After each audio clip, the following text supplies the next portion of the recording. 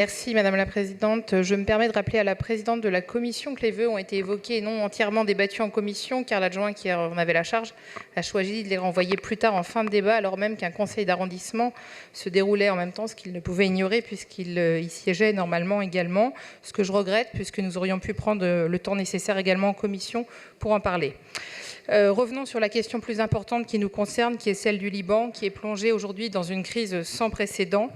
Ces derniers mois, du fait de la conjonction de crises économiques, financières, monétaires et sociales, le taux de chômage a été multiplié par 3. Aujourd'hui, 350 000 personnes ont perdu leur emploi.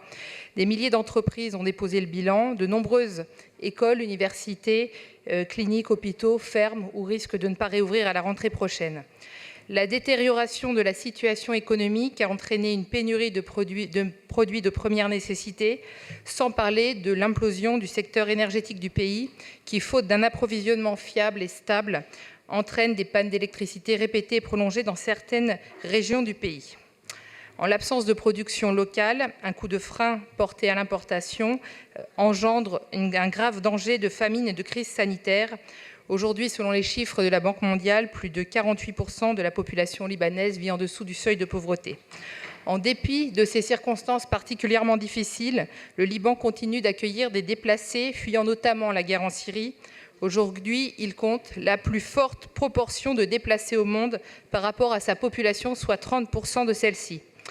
Vous me permettrez de citer Michelle Bachelet, haut-commissaire des Nations Unies, qui indique, eu égard à la situation particulièrement dramatique, qu'une solution doit être trouvée d'urgence. Le ministre des Affaires étrangères, Jean-Yves Le Drian, en mission officielle au Liban, a proposé des solutions.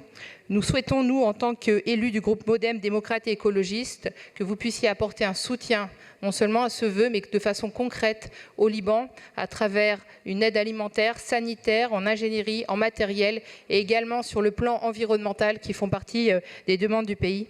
Merci de faciliter la mise en place d'une aide rapide des Parisiens et du Conseil de Paris. Merci beaucoup. La parole